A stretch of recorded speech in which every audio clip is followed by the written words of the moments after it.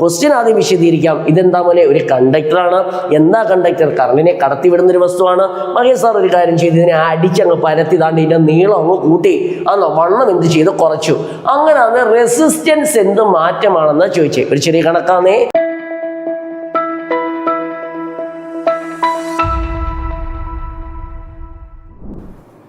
Hi friends, ഏവർക്കും i+ training സൊല്യൂഷൻ്റെ മറ്റൊരു ക്ലാസ്സിലേക്ക് സ്വാഗതം. അപ്പം നമ്മൾ ഇന്ന് KCB ഇലക്ട്രിസിറ്റി വർക്കറുമായിട്ട് നിരന്തരമുള്ള ചോദ്യ ഉത്തരങ്ങളുമായി ചർച്ച ചെയ്യാനാണ് വന്നിരിക്കുന്നത്. ഇന്ന് ജൂലൈ 21. നമുക്കറിയാം എക്സാം എന്ന് പറയുമ്പോൾ സെപ്റ്റംബർ 30. അതിനെക്കുറിച്ചെല്ലാം നമ്മൾ അറിഞ്ഞിട്ടുള്ള കാര്യം തന്നെ. സെപ്റ്റംബർ 30 എക്സാമാണ്. ഇന്ന് ജൂലൈ 21. ഏകദേശം ഒരു 50 ദിവസം കൂട്ടിക്കും. അപ്പം എൻ്റെ കുട്ടികൾ ഞാൻ പറയുന്ന കാര്യം ശ്രദ്ധിച്ചിരിക്കണം. ഇപ്പം i+ൻ്റെ ക്ലാസ്സിനകത്ത് 10 മോഡ്യൂളുണ്ട്. 10 മോഡ്യൂളും ക്ലാസ്സുകൾ നടന്നു പോകുന്നുണ്ട്. പല മോഡ്യൂളും തീർന്നിട്ടുണ്ട്. ഇനി മോഡ്യൂളുകൾ തീരാനുണ്ട്. അത് അതിൻ്റെതായ രീതിയിൽ നടക്കുന്നുണ്ട്. ഞങ്ങൾ നിങ്ങൾക്കൊരു വാക്ക് തന്നായിരുന്നു, ഒരു പരീക്ഷയ്ക്ക് ഒരു 2 മാസം അല്ലെ 1.5 മാസം മുമ്പ് എന്ത് ചെയ്യും, നിരന്തരം ക്വസ്റ്റ്യൻ ആൻസർ വർക്കൗട്ട് ചെയ്യുമെന്ന് പറഞ്ഞായിരുന്നു. അപ്പോൾ ഇന്ന് തൊട്ട് നമ്മൾ തുടങ്ങുകയാണ്. അപ്പോൾ ഇനി എന്നും എന്ത് ചെയ്യും, ആ മോഡ്യൂൾ വൈസ് ക്ലാസ്സുകൾ നിങ്ങൾ ശ്രദ്ധിക്കേണ്ട കാര്യം, 10 മോഡ്യൂളുണ്ട്. ആ 10 മോഡ്യൂളിലും ക്ലാസ്സുകൾ നടന്നുകൊണ്ടിരിക്കുന്നുണ്ട്. പല മോഡ്യൂളും തീർന്നിട്ടുണ്ട്. തീരാനുള്ള മോഡ്യൂൾ അതിൻ്റെതായ അധ്യാപകർ ക്ലാസ് എടുക്കുന്നുണ്ട്. ഇപ്പം നമ്മൾ ചെയ്യുന്നത് അതിൻ്റെ കൂടെ തന്നെ പാരലായിട്ട് അവസാനം ചെയ്യേണ്ട കാര്യം നമ്മൾ ആദ്യമേ ചെയ്യുകയാണ്. ഇന്ന് തൊട്ട് ക്വസ്റ്റ്യൻ ആൻസർ വർക്കൗട്ട് ഡിസ്കഷൻ തുടങ്ങുകയാണ്. എന്ന് വെച്ചാൽ ഓരോ ദിവസവും നിങ്ങൾക്ക് എന്ത് ചെയ്യും, ക്വസ്റ്റ്യൻ ആൻസർ വർക്കൗട്ട് ചെയ്യുന്ന ക്ലാസ്സുകൾ പ്രത്യേകം ലഭിക്കും. ഇനി അഥവാ ഇനി മോഡ്യൂളിനകത്ത് ഏതെങ്കിലും എടുക്കാൻ കവർ ചെയ്യാനുണ്ടെങ്കിൽ തന്നെ ഇതിനകത്താവും. ബാക്കിയുള്ള കാര്യങ്ങൾ കറണ്ട് ഫാക്കൽറ്റി എന്ത് ചെയ്യും, എടുക്കുകയും ചെയ്യും. അപ്പോൾ തുടങ്ങിയാണ്. ഞാൻ പറഞ്ഞ് മനസ്സിലായെന്ന് വിചാരിക്കുന്നു. നമ്മൾ ഇന്നോട്ട് ക്വസ്റ്റ്യൻ ആൻസർ വർക്കൗട്ട് തുടങ്ങിയാണ്. എങ്ങനെയായാലും ഈ 45 ദിവസം കൊണ്ട് എങ്ങനെയായാലും ഒരു 10,000-2,000 ക്വസ്റ്റ്യൻസ് എന്ത് ചെയ്യും, വർക്ക് ചെയ്യും. ഇനി ഈ കൊണ്ടുവന്നിരിക്കുന്ന ക്വസ്റ്റ്യൻസിന് കുറച്ച് പ്രത്യേകതയുണ്ട്. മുൻ വർഷങ്ങളിൽ പല രീതിയിൽ ITM നിലവാരവും പോളിടെക്നിക് നിലവാരവുമുള്ള ആ പരീക്ഷകൾക്ക് ചോദിച്ചിട്ടുള്ള ക്വസ്റ്റ്യൻ ആൻസർ എടുത്തുകൊണ്ട് വന്നിട്ട് അതിനെക്കുറിച്ച് വിശകലനം ചെയ്താണ് നമ്മൾ പഠിക്കാൻ പോകുന്നത്. ഓക്കെ, നാം ഇനി ഞാൻ പറഞ്ഞ് ദീർഘിപ്പിക്കുന്നില്ല. അപ്പോൾ തുടങ്ങുകയാണ്. അപ്പോൾ ഇന്നാണ് ഫസ്റ്റ് KCB ഇലക്ട്രിസിറ്റി വർക്കറിൻ്റെ ആദ്യത്തെ ക്ലാസ്, ക്വസ്റ്റ്യൻ ഡിസ്കഷൻ. ഇതാണ് മെയിൻ സാധനം. ഞാൻ അന്ന് പറഞ്ഞ ഓർമ്മയുണ്ടോ, ആ മോഡ്യൂൾ ഒരു നല്ലൊരു ശതമാനമായിട്ട് നമ്മൾ എന്ത് ചെയ്യും, വർക്ക് ചെയ്യും. ആണല്ലോ. ഇനി അവിടെ കിട്ടാത്ത ഇവിടെ കിട്ടും. ഇനി ഇവിടുന്ന് മാക്സിമം കാര്യങ്ങൾ കിട്ടും. തുടങ്ങാൻ പോവുകയാണ് KCB ഇലക്ട്രിസിറ്റി വർക്കറിൻ്റെ മോഡ്യൂൾ വൈസ് ക്വസ്റ്റ്യൻ ഡിസ്കഷൻ. ഞാനിത് മോഡ്യൂൾ വൈസ് എന്നാണ് കൊടുത്തിട്ടുള്ളത്. എങ്കിൽ തന്നെയും എല്ലാ കാര്യങ്ങളും ഉൾപ്പെടുത്തി. നമ്മളെന്താ പരീക്ഷ എന്ന് പറയുമ്പോൾ മോഡ്യൂൾ വൈസ് അല്ലല്ലോ ക്വസ്റ്റ്യൻ വരുന്നേ, ആണോ? അല്ല, നമുക്ക് ഇതിനകത്ത് ഈ മോഡ്യൂളിനകത്തുള്ള എല്ലാം വേണം. അപ്പോൾ അതിനനുസരിച്ച് ക്വസ്റ്റ്യൻ വന്നിട്ടുണ്ട്. ഞാൻ പറഞ്ഞൊരു 10,000, 2,000 ക്വസ്റ്റ്യനെങ്കിലും മിനിമം നമ്മൾ ഈ 45 ദിവസം കൊണ്ട് ചെയ്യും. ശരി, തുടങ്ങാൻ പോയിക്കണം. ഒന്ന്, ദ ബേസിക് ഇലക്ട്രിസിറ്റി, അത് വിട്ടേക്ക്. ഒന്ന്, what is the SI unit of specific resistance? ഒരു കാര്യം കൂടെ ഞാൻ പറയുകയാണ്. ഒരു ക്വസ്റ്റ്യൻ ഉണ്ടെങ്കിൽ അതിനെ ഞാൻ വലിച്ചു നീട്ടി ഒരു 5-6 ക്വസ്റ്റ്യൻ ആക്കി പറഞ്ഞുതരാം. അങ്ങനെയൊക്കെ ചോദിക്കാം, എൻ്റെ അറിവിലുള്ളത് ആണല്ലോ. അപ്പോൾ ഒന്നാമത്തെ ചോദ്യം പറഞ്ഞിരിക്കുന്നത് എന്താണെന്ന് വെച്ചാൽ, what is the SI unit of specific resistance എന്നാ പറഞ്ഞു, ആണോ? അല്ലെങ്കിൽ സ്പെസിഫിക് റെസിസ്റ്റൻസ് അല്ലെങ്കിൽ റെസിസ്റ്റിവിറ്റി എന്നാ പറഞ്ഞു. അപ്പം ഞാൻ ആദ്യം കുറച്ച് കാര്യങ്ങൾ പറയാൻ ആഗ്രഹിക്കുകയാണ്.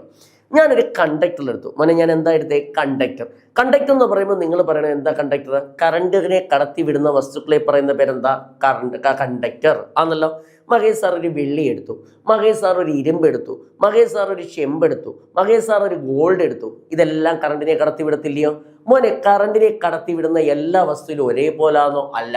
ചിലതിനകത്ത് നല്ലോണം കറണ്ട് ഒഴുകും, ചിലതിനകത്ത് കറണ്ട് ഒഴുകുന്ന കുറവായിരിക്കും, സ്പീഡ് ആണോ? എന്ന് വെച്ചാൽ ആ കറണ്ടിന്റെ ഒഴുക്കിനെ തടസ്സപ്പെടുത്തുന്ന ഒരു ഘടകം അവിടെ ഉണ്ട്, ആണല്ലോ. ആ പ്രതിഭാസത്തെ പറയുന്ന അതിനെ പറയുന്ന പേരാണ് റെസിസ്റ്റൻസ് എന്ന് പറയും. എന്താ പറയുന്നേ? റെസിസ്റ്റൻസ്. ഓക്കെ ആണോ? പക്ഷെ ഇവിടെ എന്താ കൊടുത്തേ? റെസിസ്റ്റിവിറ്റിയാ പറയുന്നേ. ഓക്കെ ആണോ? ഒന്നും കൂടെ പറയാം. വരുന്ന കറണ്ടിന്റെ അളവിനെ തടസ്സപ്പെടുത്തുന്ന പ്രതിഭാസത്തെ പറയുന്ന പേരെന്താ? റെസിസ്റ്റൻസ് എന്ന് പറയും, ആണല്ലോ.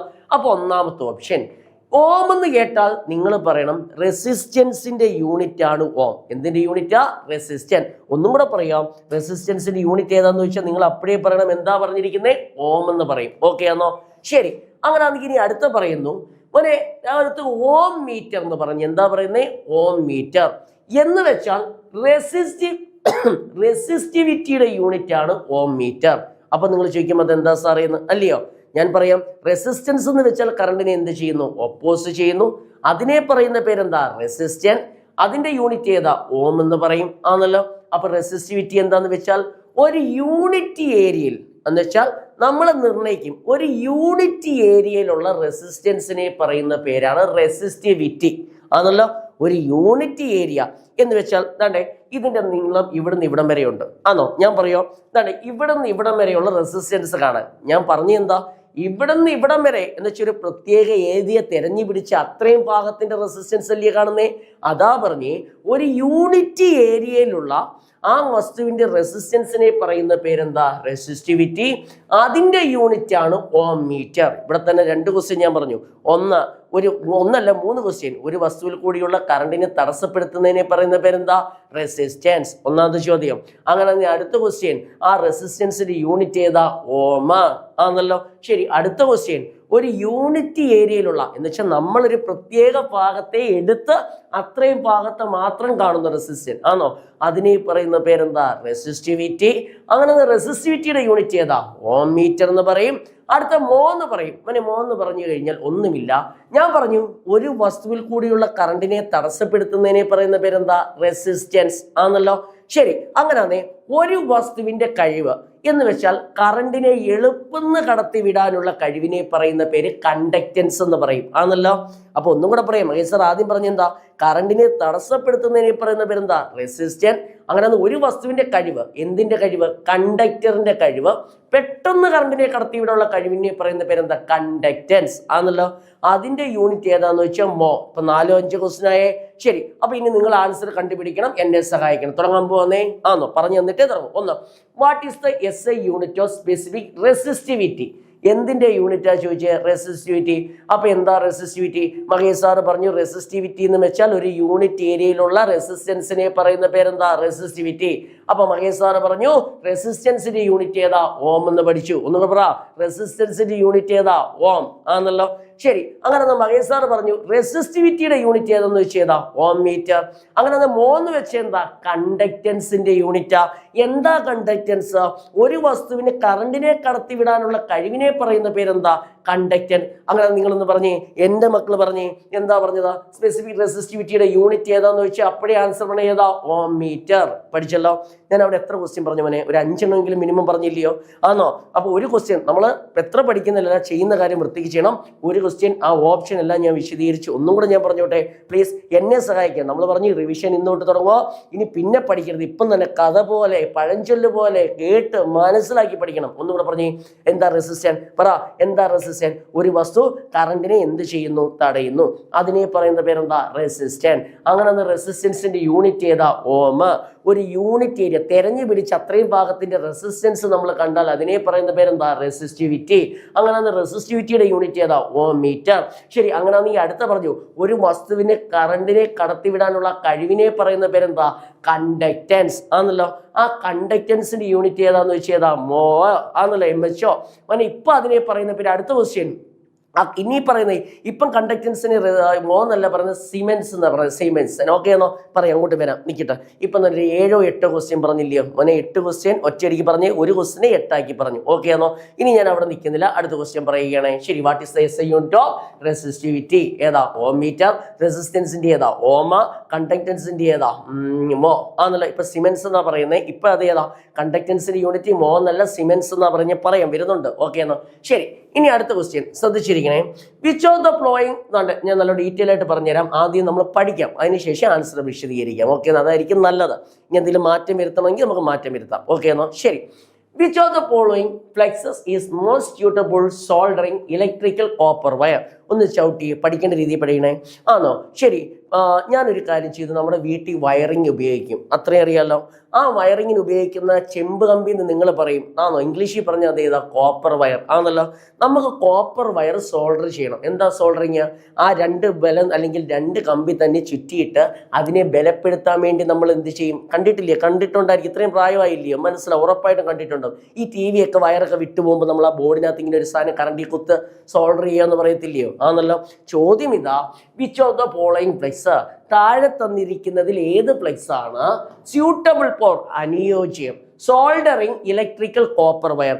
ഒരു കോപ്പർ വയറിനെ സോൾഡർ ചെയ്യുക എന്ന് വെച്ചാൽ 2 കോപ്പർ വയറിനെ പരസ്പരം ബന്ധിപ്പിക്കാൻ ഏത് ഫ്ലെക്സ് ആണ് ഉപയോഗിക്കുന്നതെന്ന് ചോദിച്ചേ ആണല്ലോ. ശരി, അപ്പോൾ ഓപ്ഷൻ ഉണ്ട്. ആൻസർ പറയാനും ഞാൻ ഒന്ന് പഠിപ്പിക്കാൻ പോകുന്നേ.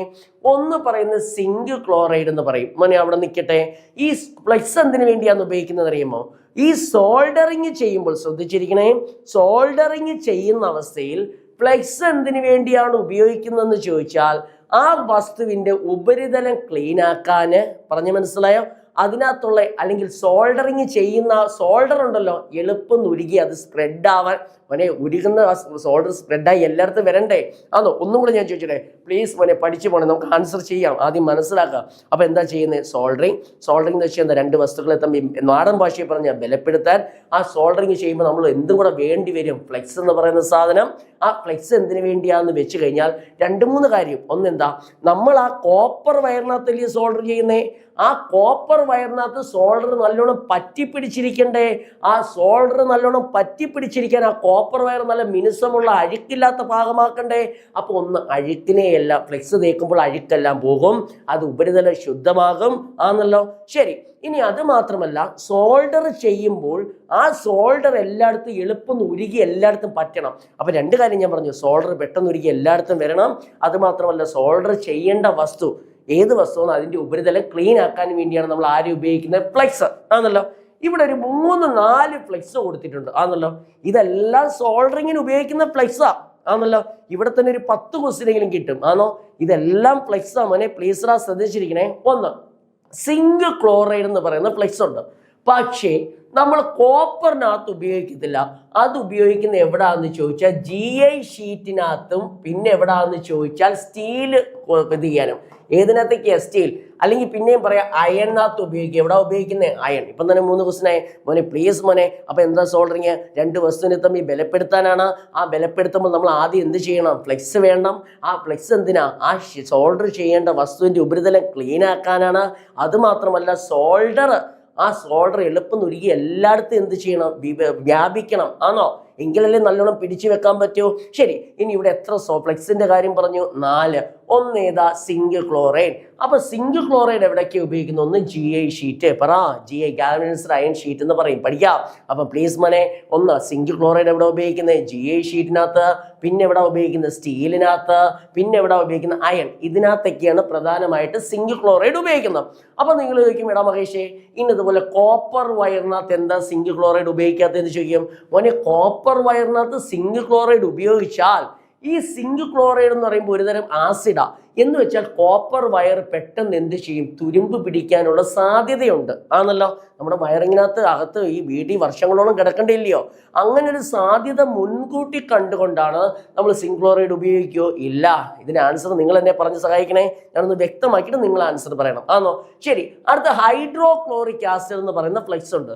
നിങ്ങൾ ഇത്രയും പഠി. അതൊരു ആസിഡാ. ആസിഡ് ആകുമ്പോൾ സ്വാഭാവികമായിട്ട് ഈ കോപ്പർ വയറിനകത്ത് ക്ലീൻ ചെയ്യാൻ ഉപയോഗിച്ചാൽ അത് കൊറോഷൻ, തുരുമ്പ് പിടിക്കാൻ സാധ്യതയില്ലേ മോനെ? ആണോ? അത് നമുക്ക് ഭയങ്കര ദോഷം ചെയ്യും വീട്ടിലൊക്കെ വയറിങ് ചെയ്യുമ്പോൾ. ആണോ?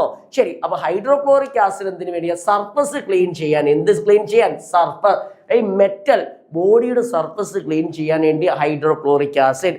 ഞാൻ ആൻസർ മാത്രമല്ല പറയുന്നത്, ഓരോന്നിനെ കുറിച്ച് വിശദീകരിക്കുക. അതിൽ നിന്നെല്ലാം ചോദ്യം വരും. മോനെ, നമ്മൾ നോക്കുമ്പോൾ 2 ക്വസ്റ്റ്യനേ ഉള്ളൂ. പക്ഷെ അത് 10-20 ക്വസ്റ്റ്യൻ ആൻസർ ഉണ്ട്. ശരി. അടുത്ത റോസിൻ. മോനെ, റോസിൻ എന്ന് വെച്ചാൽ പൈൻ എന്ന് പറയുന്ന ഒരു മരത്തിന്റെ ഒരു പ്രകൃതിദത്ത കറ എന്നൊക്കെ പറയും. ആണോ? അത് നിങ്ങൾ പഠിക്കണ്ട. അപ്പൊ ഇത്രയും നോക്കിയോ. മഹേഷ് സാറിന് പറഞ്ഞു കോപ്പർ വയർ എന്ന് കേട്ടാൽ അവിടെ ഉപയോഗിക്കുന്ന ഫ്ലെക്സ് ഏതാന്ന് ചോദിച്ചാൽ റോസിൻ. പറമനെ, റോസിൻ. ആണോ? ശരി. അടുത്ത സാൽ അമോണിയം. അതൊരു അമോണിയം ക്ലോറൈഡാ. ഏതാ? Ammonium chloride. അത് നമ്മൾ ഇവിടെ ഉപയോഗിക്കുന്നില്ല. ശരി. എല്ലാം കഴിഞ്ഞു. ഇനി ഞാൻ പഠിപ്പിച്ചു കഴിഞ്ഞു. ഇനി ആൻസർ ചെയ്യാൻ പോന്നേ. നോക്കി, ഫ്രഷ് മൈൻഡ് ചെയ്യുന്നേ. Which of the flowing flex? Which of the following flex? അപ്പം മഹേഷ് സാർ പറഞ്ഞു ഫ്ലെക്സാ. മഹേഷ് സാർ എന്താ പറഞ്ഞേ? ഫ്ലെക്സ് എന്ന് വെച്ചാൽ സോൾഡറിങ് ചെയ്യുമ്പോൾ നമ്മൾ ഉപയോഗിക്കുന്ന സാധനമാണ് ഫ്ലെക്സ്.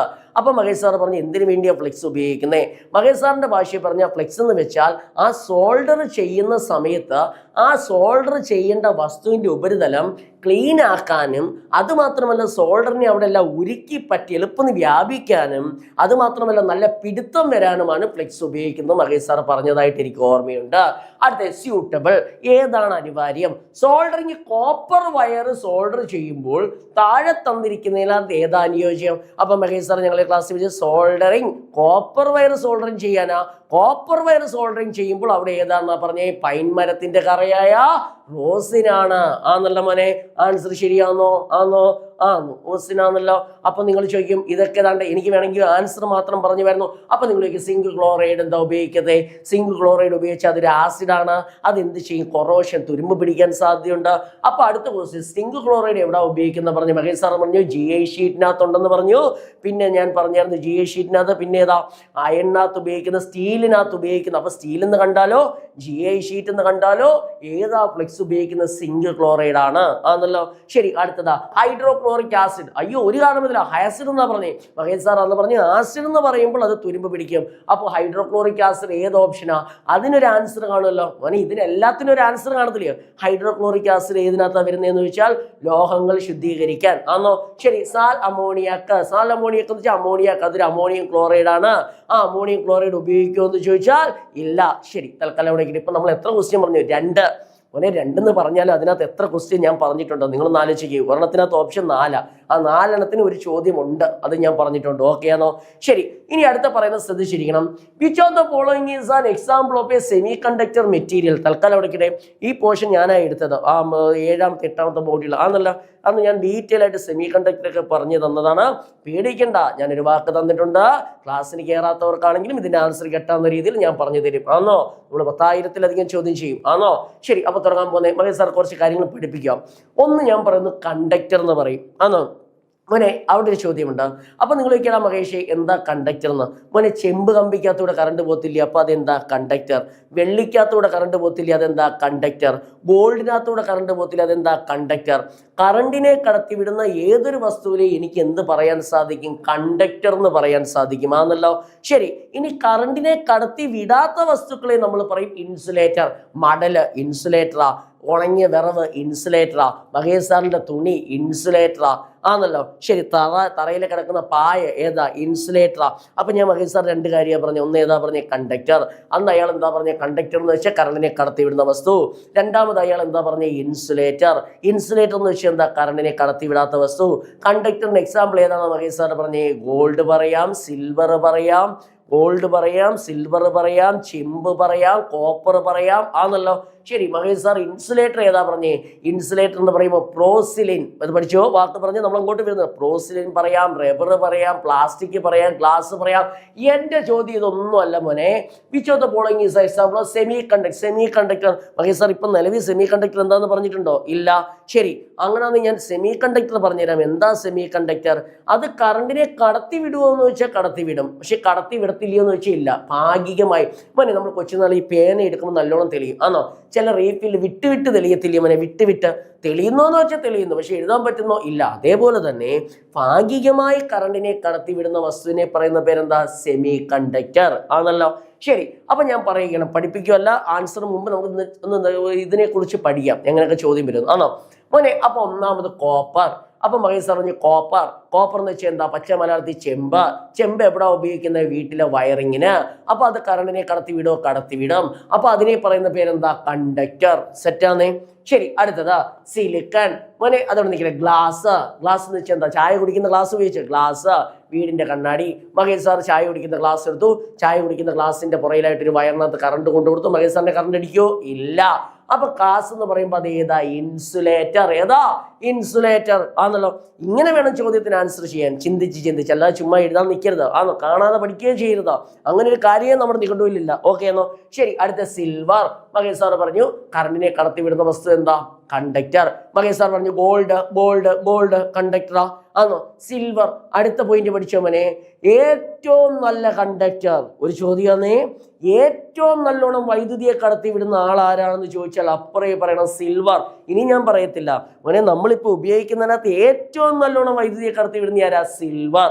അപ്പൊ നിങ്ങൾ ചോദിക്കണം മഹേഷേ, ഇനി തന്നെ വീട് പണിക്ക് എന്താ സിൽവർ ഉപയോഗിക്കുന്നത്? കോപ്പർ ആണല്ലോ മോനെ. ഈ സിൽവർ എന്ന് വെച്ചാൽ ഗോൾഡിന്റെ ഒക്കെ അതേ നിലവാരം എന്ന് വെച്ചാൽ ഭയങ്കര വിലയാ. ആ സിൽവർ എടുത്ത് നമുക്ക് വയറിംഗ് പണി ചെയ്യാൻ പറ്റുമോ? ഗോൾഡ് നല്ല കണ്ടക്ടർ, വയറിംഗ് പണി ചെയ്യാൻ പറ്റുമോ? ഇല്ല.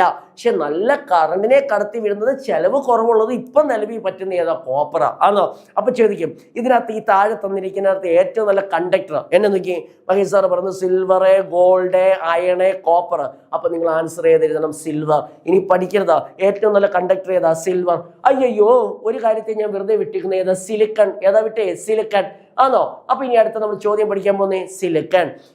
ഒരു സെമി കണ്ടക്ടർ ഏതാന്ന് വെച്ചാൽ ഔട്ടർ മോസ്റ്റ് ഷെല്ലിൽ പഠിച്ചോണേ, ഔട്ടർ മോസ്റ്റ് ഷെല്ല് അതെന്താന്നൊക്കെ ഇനി വരും വഴിയെ പറയാം, ഇപ്പൊ അതിനുള്ളൊരു ഇതില്ല. ഔട്ടർ മോസ്റ്റ് ഷെല്ലിൽ 4 ഇലക്ട്രോൺ വരുവാണെങ്കിൽ അതിനെ പറയുന്ന പേരെന്താ? Semi conductor. എന്നെ വിശ്വാസമുണ്ട് നിങ്ങൾ നോക്കുക, ഒരു സെമി കണ്ടക്ടർ 2 പേര് നിങ്ങൾ കാണാൻ പഠിച്ച അതേ ചോദിക്കത്തുള്ളൂ. ഒന്ന് ഏതാന്ന് വെച്ചാൽ സിലിക്കൺ. പറഞ്ഞേ സിലിക്കൺ. അപ്പൊ സെമി കണ്ടക്ടറിന്റെ എക്സാമ്പിൾ ഏതാ? കോപ്പർ പറയാം, സിൽവർ പറയാം. ഗ്ലാസ് ഏതിന് എക്സാമ്പിളാ? ഇൻസുലേറ്റർ. അപ്പൊ മഹേഷ് സാർ ചോദിക്കുന്നത് സിലിക്കൺ ആണോ? ഏറ്റവും നല്ല ഒരു സെമി കണ്ടക്ടർ എന്ന് വെച്ചാൽ നിങ്ങൾ 2 എണ്ണം കാണാൻ പഠിച്ചു. ഒന്ന് ജെർമേനിയം സിലിക്കൺ. പറമനെ ജെർമേനിയം സിലിക്കൺ. പറമനെ ജെർമേനിയം സിലിക്കൺ ആണല്ലോ. അപ്പൊ ജെർമേനിയം എന്ന് പറയുന്നതും സിലിക്കൺ എന്ന് പറയുന്നതും എന്തിന് എക്സാമ്പിളാ? Semi conductor. അത് 2 നിങ്ങൾ പഠിച്ചു വെച്ചോ. അപ്പൊ ഏതൊക്കെയാ? അങ്ങനെ ചോദിച്ചേ. ഇനി ക്വസ്റ്റ്യൻ ചെയ്യാൻ പോവുകയാണ്. Which of the following is an example of which of the following is താഴെ തന്നിരിക്കുന്നതിൽ ഏതാണ് ഉദാഹരണം ആണോ? Example of semi conductor. അപ്പൊ മകൻ സാർ കോപ്പർ. നിങ്ങൾ പറ, എനിക്ക് കേൾക്കണം. എന്താ കോപ്പർ? കണ്ടക്ടറാ. ശരി. ഗ്ലാസ് എന്താ? ഇൻസുലേറ്ററാ. സിൽവർ എന്താ? കണ്ടക്ടറാ. സിലിക്കൺ എന്താന്ന് ചോദിച്ചാൽ നിങ്ങൾ പറയണം അതിനെ പറയുന്ന പേരാണ് സെമി കണ്ടക്ടർ. പറവനെ സെമി കണ്ടക്ടർ എന്ന് പറയുന്നത് ആണോ? സിലിക്കൺ കൂടാതെ ഞാൻ ഒന്നും കൂടെ പറഞ്ഞതാ ജെർമേനിയം. അങ്ങനെ അടുത്ത ക്വസ്റ്റ്യൻ, ഈ സിലിക്കൺ എവിടൊക്കെ ഉപയോഗിക്കുന്നത് ചോദിച്ചാൽ നിങ്ങൾ പറയണം ആണോ? എവിടാ? സോളാർ പാനലിനകത്ത് ഏതാ ഉപയോഗിക്കുന്നത്? സിലിക്കണാ ഉപയോഗിക്കുന്നത് ആണല്ലോ. IC ചിപ്പ് ആണോ? ഏതാ? സിലിക്കൺ അല്ലെങ്കിൽ സെമി കണ്ടക്ടർ. അല്ല ഇങ്ങനെ പറയും, സെമി കണ്ടക്ടർ ഉപയോഗിക്കുന്നത് എവിടേക്കാന്ന് നോക്കി. ഏതൊക്കെയാണ്? സോളാർ പാനലിനകത്ത് പറയാം, പിന്നെ ഏതാ? മൈക്രോ പ്രോസസർ പറയാം, പിന്നെ ഏതാ? IC ചിപ്പ് പറയാം ആണല്ലോ. ശരി. ഇപ്പൊ എത്ര ക്വസ്റ്റ്യൻ നമ്മൾ പറഞ്ഞു? മൂന്നാ പറഞ്ഞെങ്കിൽ ഒരു 30 എണ്ണമെങ്കിലും ആയി കാണും ക്വസ്റ്റ്യൻ. 30 ക്വസ്റ്റ്യനെങ്കിലും നമ്മൾ ചർച്ച ചെയ്ത് കാണും ആണോ മോനെ? ശരി. അടുത്തതാ മോനെ, ഇതെന്റെ സഹായം വേണം, ശ്രദ്ധിച്ചിരിക്കണം ആണല്ലോ. ഞാൻ ഇവിടെ ഒരു കണക്ക് ചെയ്യും, അത് പഠിക്കണോ വേണ്ടയോ എന്ന് നിങ്ങളുടെ ആവശ്യം. അല്ലെങ്കിൽ ഇങ്ങനെ ഒരു ക്വസ്റ്റ്യൻ വന്നാൽ ഇതിന്റെ ആൻസർ ഇതാന്ന് നിങ്ങൾ പഠിച്ചു. കണക്കാണ്, ഒരു ചെറിയ കണക്കാണ്, അത് അറിയത്തില്ല എങ്കിൽ നിങ്ങൾ വിഷമിക്കേണ്ട. ഈ ഒരു ചോദ്യം കണ്ടാൽ അതിന്റെ ആൻസർ ഇങ്ങനെയാണെന്ന് തിരിച്ചറിയാനുള്ളൊരു ഭാഗത്തോട് നിങ്ങളുടെ മനസ്സിൽ വേണം. ഓക്കെ ആണോ? ശരി. അങ്ങനെ ഞാൻ തുടങ്ങാൻ പോയി. ശ്രദ്ധിക്കണം. If the length of a conductor is doubled. ഞാനൊരു കാര്യം ചെയ്യുന്നു. ഒരു കണ്ടക്ടർ എടുത്ത്. എന്താ എടുത്തേ? കണ്ടക്ടർ എടുത്തു ആണല്ലോ. എന്താണ്ട് ഈ കണ്ടക്ടർ എടുത്തതിന് ശേഷം ഞാനൊരു കാര്യം ചെയ്തു. ഈ കണ്ടക്ടറിന്റെ ശ്രദ്ധിച്ചിരിക്കണം, ഈ കണ്ടക്ടറിന്റെ നീളവും കൂട്ടി വണ്ണം കുറച്ചു. നീളം കൂട്ടി എന്ത് ചെയ്തു? വണ്ണം കുറച്ചു. അതാ അവര് പറഞ്ഞേ if the length of a conductor is doubled. അങ്ങനെ നല്ലോണം ശ്രദ്ധിക്കുന്ന ഒരു കണക്കാണ്. ഇതൊരു കണ്ടക്ടറാണ്. The length of conductor is doubled. ഈ കാണുന്ന കണ്ടക്ടറിന്റെ നീളം ഞാൻ താണ്ട് ഇരട്ടിയാക്കി ആണല്ലോ. And cross section area is halved. Cross section area എന്ത് ചെയ്തു? കുറച്ചു. എന്ന് വെച്ചാൽ ഇതിന് ഇത്രയും വണ്ണം ഉണ്ടായിരുന്നുണ്ടല്ലോ, ഇത്രയും വണ്ണം ഉണ്ടായിരുന്നു. ആ വണ്ണം ഞാൻ എന്ത് ചെയ്തു? കുറച്ചു. ഓക്കെ ആണോ? What happen to his resistance. അങ്ങനാണെങ്കിൽ ഇതിനകത്ത് റെസിസ്റ്റൻസിന് എന്ത് മാറ്റമാണെന്നാ ചോദിച്ചേ. ക്വസ്റ്റ്യൻ ആദ്യം വിശദീകരിക്കാം. ഇതെന്താ മോനെ? ഒരു കണ്ടക്ടറാണ്. എന്താ കണ്ടക്ടർ? കറണ്ടിനെ കടത്തിവിടുന്ന ഒരു വസ്തുവാണ്. മഹേഷ് സാർ ഒരു കാര്യം ചെയ്ത് ഇതിനെ അടിച്ചങ്ങ് പരത്തി താണ്ട് ഇതിന്റെ നീളം അങ്ങ് കൂട്ടി ആണോ? വണ്ണം എന്ത് ചെയ്ത്? കുറച്ചു. അങ്ങനെയാണ് റെസിസ്റ്റൻസ് എന്ത് മാറ്റമാണെന്നാ ചോദിച്ചേ. ഒരു ചെറിയ കണക്കാന്നേ, ശ്രദ്ധിച്ചിരിക്കണം. ഓക്കെ ആണോ? ഞാൻ തുടങ്ങാൻ പോവുകയാണ്. ആദ്യം ഞാൻ പറയുന്നു മോനെ, റെസിസ്റ്റൻസ് കാണാൻ ഇക്വേഷൻ ആണ് R is equal to rho L by A എന്ന് പറയും. R is equal to rho L by A. അപ്പൊ ഓരോന്നും എന്താ നിങ്ങൾ പഠിക്കണം. R എന്ന് വെച്ചാൽ എന്താ? റെസിസ്റ്റൻസ്. ഞാൻ പറഞ്ഞു റെസിസ്റ്റൻസ് എന്ന് വെച്ചാൽ എന്താ? വരുന്ന കറണ്ടിനെ ഒപ്പോസ് ചെയ്യുന്നതിനെ പറയുന്ന പേരെന്താ? റെസിസ്റ്റൻസ്. മോനെ L എന്ന് വെച്ചാൽ ആ കണ്ടക്ടറിന്റെ ലെങ്ത് ആണല്ലോ. A എന്ന് വെച്ചാൽ എന്താ? ആ കണ്ടക്ടറിന്റെ ഏരിയ. ഒന്ന് നോക്കി, ദാണ്ട് കണ്ടക്ടറിന്റെ നീളം ഇത്രയുള്ളായിരുന്നു, ആ നീളം ദാണ്ട് ഇത്രയും ആക്കി ഞാൻ ആണല്ലോ. ശരി. ഇതിന്റെ വണ്ണം ഇത്രയുള്ളായിരുന്നു, വണ്ണം ദാണ്ട് ഇത്രയും കുറച്ചു. വണ്ണം എന്ത് ചെയ്തു? ഇത്രയും വണ്ണം ഉണ്ടായിരുന്നു, വണ്ണം എന്ത് ചെയ്തു? കുറച്ചു. മോനെ ഈ ലെങ്ത് ഞാൻ ഇരട്ടി അയക്കുമ്പോൾ അതിനെ എന്തിനെ തൊട്ട് പറയാം? 2L എന്ന് പറഞ്ഞൂടെ? ഇത് 5 ആയിരുന്നു, ഇതിപ്പോ എത്ര? 10 എന്ന് വെച്ചാൽ 2L എന്ന് പറഞ്ഞൂടെ? ശരി. ഇതിന്റെ ഏരിയ ഞാൻ കുറച്ചു. ഏരിയ കുറയ്ക്കുമ്പോൾ ഏരിയ കുറയ്ക്കുമെന്ന് വെച്ചാൽ ഡിവൈഡ് ബൈ 2 എന്നല്ലേ മോനെ? ആണോ? അപ്പൊ ഇക്വേഷനകത്ത് മാറ്റമുണ്ട്. R is equal to rho L എന്ന് വെച്ചാൽ ഞാൻ ഇരട്ടിയാക്കില്ലയോ? അപ്പൊ എങ്ങനെ എഴുതാം? R is equal to 2L ആണല്ലോ. 2L by A. എന്ന് വെച്ചാൽ എന്താ മോനെ? ഏരിയ. ആ ഏരിയ ഞാൻ കുറച്ചില്ലയോ? ആണോ? ഇപ്പൊ 10 നീളമുള്ളതിനെ പാതിയാക്കുമ്പോ എത്ര? 5 ആയിട്ട് മാറത്തില്ലയോ? അപ്പൊ എങ്ങനെ എഴുതാം? ഏരിയ കുറച്ചു. അപ്പൊ എങ്ങനെ എഴുതിയ? A/2. ഏരിയ കുറച്ചെന്നല്ലയോ? അപ്പൊ എങ്ങനെ എഴുതാം? റെസിസ്റ്റൻസ് കാണാൻ equation R is equal to 2 മുകളിൽ പോകുമ്പോ 2 × 2 എത്ര? 4 ആണോ? 4L ബൈ എ എന്ന് കിട്ടും. ഓക്കെ ആണോ? ശരി. ഞാൻ 4നെ വെളിയെടുത്തപ്പോ R is equal to 4 × rho L by A. ഈ റോ എൽ ബൈ എ എന്ന് വെച്ചാൽ റെസിസ്റ്റൻസ് അല്ലയോ? ആ നമ്മനെ ഒറ്റ വാക്കി പറഞ്ഞ് ഇവിടെ എത്ര ആയിട്ടാ കൂടിയേ? 4. നിങ്ങൾ അതൊന്നും നോക്കണ്ട, ഇങ്ങനെ ഒരു ക്വസ്റ്റ്യൻ വരുവാന്ന് ഇത്രയും പഠിക്കുക. ഇഫ് ദ ലെങ്ത് ഓഫ് കണ്ടക്ടറിന്റെ ലെങ്ത് ഇത്രയായിരുന്നു, ആ കണ്ടക്ടറിന്റെ ലെങ്ത് എന്ത് ചെയ്തു? ഇരട്ടിയാക്കി. അതിന്റെ ഏരിയ എന്ത് ചെയ്തു? കുറച്ചു. അങ്ങനെ ആണെങ്കിൽ റെസിസ്റ്റൻസ് കണക്ക് ചെയ്തപ്പോൾ നമുക്ക് എത്ര ആയിട്ട്? Increase 4 time. എത്ര ടൈം ഇൻക്രീസ് ചെയ്തു? 4 മടങ്ങ് ആണല്ലോ. വേണമെങ്കിൽ ആ കണക്ക് നോക്കാം, അല്ലെങ്കിൽ ഈ ക്വസ്റ്റ്യൻ വന്ന് ഇങ്ങനെയാണെന്നൊരു ഐഡിയ ഉണ്ടാക്കിയെടുക്കും. ഓക്കെ ആണോ? ശരി, അങ്ങനെ എനിക്ക് അടുത്ത ക്വസ്റ്റ്യൻ പറയാൻ പോകുന്നത് ശ്രദ്ധിക്കണം. Which of the insulating material is most commonly used for heating element in electric iron due to high temperature withstanding capability? അവർ ചോദിച്ചിരിക്കുന്നത് ഏതാ? ഹീറ്റിംഗ് എലമെന്റ് എന്ന് വെച്ചാൽ എന്താ? ഒരു അയൺ ബോക്സ് എടുത്തു, സ്വിച്ച് ഇടുമ്പോൾ കറണ്ട് പോകുമ്പോൾ അത് ഹീറ്റ് ആവത്തില്ലയോ? വാട്ടർ ഹീറ്റർ എടുത്തു, വെള്ളം ചൂടാക്കുന്നേ, സ്വിച്ച് ഇടുമ്പോൾ കറണ്ട് പോകുമ്പോൾ അവിടെ ഹീറ്റ് ആവത്തില്ലയോ? ആണോ? അപ്പോൾ ഒരു ഹീറ്റിംഗ് എലമെന്റ് ആയിട്ട് താഴെ തന്നിരിക്കുന്നതിൽ ഏത് വസ്തുവാണ് നിർമ്മിക്കുന്നതെന്ന് ചോദിച്ചു. അടിപൊളി ക്വസ്റ്റ്യൻ. ഇതുമായി ബന്ധപ്പെട്ട് വേറെ ക്വസ്റ്റ്യൻ. അപ്പൊ ഒന്നാമത്തെ ക്വസ്റ്റ്യൻ ഞാൻ പറയുന്നു PVC ആണല്ലോ. അപ്പൊ നിങ്ങൾ പറയണം PVC എന്ന് വെച്ചാൽ എന്താ? Poly vinyl chloride. അവിടെ ഒരു ചോദ്യം ഉണ്ടോ? PVCയുടെ ഫുൾഫോം എന്താ? പോളി വിനൈൽ ക്ലോറൈഡ് ആണല്ലോ. എന്ന് വെച്ചാൽ നല്ലൊരു ഇൻസുലേറ്ററാ. എന്ന് വെച്ചാൽ അതിൽ കൂടെ കറണ്ടിനെയും കടത്തി വിടത്തില്ല, ഹീറ്റിനെയും കടത്തി വിടത്തില്ല ആണല്ലോ. ശരി, അടുത്തയാണ് റബ്ബർ. നമുക്കറിയാം റബ്ബർ കറണ്ടിനെ കടത്തിയിടൂ? ഇല്ല. ഹീറ്റിനെ കടത്തിയിടും. ഹീറ്റ് കടന്നു പോയാൽ അത് എന്ത് ചെയ്യും? ഉരുകുന്ന അവസ്ഥയിലേക്ക് മാറും ആണല്ലോ. ശരി, അടുത്ത ബക്ലൈറ്റ്. ഈ ബക്ലൈറ്റ് എന്ന് പറയുമ്പോൾ സ്വാഭാവികമായിട്ടും നമ്മൾ ഈ പാത്രങ്ങളുടെ പിടിയൊക്കെ ഉണ്ടാക്കാൻ ആണല്ലോ. അതെന്ത്? കറണ്ടിനെയും കടത്തി വിടത്തില്ല, ഹീറ്റിനെയും കടത്തിവില്ല. പക്ഷെ ഒരു കാര്യം, ഇവിടെ ഒരു സാധനം ഉപയോഗിച്ചിട്ടുണ്ട്, അതിനെ പറയും മൈക്ക. ശ്രദ്ധിച്ചിരിക്കണേ, ഇതൊരു അയൺ ബോക്സാ. ആ അയൺ ബോക്സിനകത്ത് ഞാൻ മൈക്ക വെച്ചു ആണല്ലോ. ഈ മൈക്കയ്ക്ക് ഒരു പ്രത്യേകതയുണ്ട്, കറണ്ടിനെ കടത്തി വിടത്തില്ല, പക്ഷെ എന്തിനെ കടത്തി വിടും? ഹീറ്റ്. ഞാൻ പറഞ്ഞ മനസ്സിലായോ? ഇപ്പൊ മഹേഷ് സാറിന്റെ വീട്ടിലെ തേപ്പൊട്ടിയത് ആണല്ലോ. മഹേഷ് സാറിന്റെ കയ്യിൽ ഇപ്പൊ എന്താ ഇരിക്കുന്നത്? തേപ്പൊട്ടിയാ. ആ തേപ്പൊട്ടി സ്വിച്ച് ഇടുമ്പോൾ എന്ത് ചെയ്യും? ചൂടാവത്തില്ലയോ? എന്ന് വെച്ചാൽ സ്വിച്ച് ഇടുമ്പോൾ അവിടെ ഹീറ്റ് എത്തണം, പക്ഷേ എന്ത് എത്തരുത്? കറണ്ട് എത്തരുത്. കറണ്ട് എത്തിയാൽ നമ്മൾ ഷോക്ക് അടിച്ച് ചത്തുപോത്തില്ലയോ? ഞാൻ പറഞ്ഞ മനസ്സിലായോ? അപ്പൊ അതാ പറഞ്ഞേ, സ്വിച്ച് ഇട്ടു, സ്വിച്ച് ഇട്ടപ്പോൾ എന്താ വരുന്നത്? കറണ്ട് വരും. ആ കറണ്ടിനെ അവിടെ തടഞ്ഞിട്ട് എന്തിനെ മാത്രം കടത്തി വിടണം? മൈക്ക. എന്തിനെ മാത്രം കടത്തി വിടണം? ഹീറ്റ്. അങ്ങനെ കറണ്ടിനെ കടത്തി വിടാതെ ഹീറ്റിനെ മാത്രം കടത്തി വിടുന്ന വസ്തു ഏതാ? മൈക്ക. അതാണ് ഇൻസുലേറ്റിംഗ് അല്ലെങ്കിൽ മെറ്റീരിയലായിട്ട് ഏത് ഉപയോഗിക്കുന്ന മൈക്ക. അപ്പൊ നിങ്ങൾക്ക് എന്താ മഹേഷ് സാറെ തേപ്പൊട്ടിക്കകത്ത് റബ്ബർ ഉപയോഗിക്കത്തെ? ആ റബ്ബർ വെച്ചിട്ട് കറണ്ട് പോവോ? ഇല്ല. ഹീറ്റ് അങ്ങോട്ട് പോവോ? ഇല്ല. ഹീറ്റ് പോയാൽ ആ റബ്ബർ ഉരുകിപ്പോവും. അതുകൊണ്ട് ഉപയോഗിക്കാൻ പറ്റുമോ? ഇല്ല. ആ സമയം PVC പൈപ്പ് കണ്ടിട്ടില്ലയോ? കറണ്ടിനെ കടത്തി വിടത്തില്ല, അമിതമായി ചൂട് പോയാൽ അത് ഉരുകിപ്പോവും. അത് തേപ്പൊട്ടിക്കകത്ത് ഉപയോഗിക്കാൻ പറ്റുമോ? ഇല്ല. അപ്പൊ തേപ്പ് പെട്ടി അല്ല, അയൺ ബോക്സ് പോലെയുള്ള ഇൻസ്ട്രുമെന്റിനകത്ത് നമ്മൾ ഏത് വസ്തു ഉപയോഗിക്കുന്നത് വെച്ചാൽ നിങ്ങൾ എന്ത് പറയണം? മൈക്ക. എന്തുകൊണ്ടാണ് മൈക്ക ഉപയോഗിക്കാൻ കാരണം? ആ മൈക്കയ്ക്ക് ഒരു കാര്യമുണ്ട്, കറണ്ടിനെ കടത്തി വിടത്തില്ല, പക്ഷെ എന്ത് ചെയ്യും? ഹീറ്റിനെ കടത്തി വിടും. ഓക്കെ ആണോ? ശരി, ആൻസർ ചെയ്താ മൈക്ക. ഓക്കെ ആണോ? ശരി, അടുത്തതാ. അങ്ങനെ ഇതോടുകൂടി പറഞ്ഞ് നിർത്തിയാണ്. ഇപ്പം നമ്മൾ എത്ര ക്വസ്റ്റ്യൻ ചെയ്തു? 5 ക്വസ്റ്റ്യനെ ചെയ്തുള്ളെങ്കിൽ പോലും നമ്മളൊരു 50 ക്വസ്റ്റ്യൻ്റെ ആൻസർ പറഞ്ഞിട്ടുണ്ട് ഓരോന്നിനെ കുറിച്ചും ആണല്ലോ. ശരി, ഇനി അടുത്തത് ഞാൻ പറയുന്ന കാര്യം ശ്രദ്ധിക്കണം. ഇവിടെ ഒരു 7 ക്വസ്റ്റ്യൻ ഞാൻ പറഞ്ഞു തരാം. ഒന്ന്, സ്റ്റാൻഡേർഡ് വയർ ഗേജ്. ഇവിടെ ഒരു ക്വസ്റ്റ്യൻ ഉണ്ട്, പരീക്ഷയ്ക്ക് ചോദിച്ചിട്ടുണ്ടോ? SWGയുടെ ഫുൾ ഫോം നിങ്ങൾ പറയണം. SWG എന്ന് വെച്ചാൽ സ്റ്റാൻഡേർഡ് വയർ ഗേജ്. ഒരു ക്വസ്റ്റ്യൻ ആയേ. ഇവിടെ തന്നെ ഒരു 4-5 ക്വസ്റ്റ്യൻ ഉണ്ട്. SWGയുടെ ഫുൾ ഫോം എന്താ? Standard wire gauge. ഓക്കെ ആണോ? Is used to measure dash of a wire ആണല്ലോ. നിങ്ങൾ പഠിക്കണം. ഒരു വയർ എടുത്തു. മഹേഷ് സാറിന്റെ കയ്യിൽ വയറുണ്ട്. അതാണ്ടേ, ഇതൊരു വയറാ. ഇതിന് ഇത്രയും കട്ടിയില്ലയോ? ആണോ? ഇതിനേക്കായി കട്ടി കുറഞ്ഞ വയറില്ലയോ? ഇതിനേക്കായി കട്ടി കൂടിയ വയറില്ലയോ? ആണോ? അപ്പൊ ഓരോന്നിനും ഓരോ വീതി അല്ലയോ മോനെ? ആണോ? മോനെ ഞാൻ പറഞ്ഞ മനസ്സിലായോ? മഹേഷ് സാർ ഒരു ചെറിയ ഇതെടുത്തു. ഇതൊരു വയറാ ആണല്ലോ. ഇതിനേക്കായി വലിപ്പം കുറഞ്ഞ വയറില്ലയോ? ഇതിനേക്കായി വലിപ്പം കൂടിയ വയറില്ലയോ?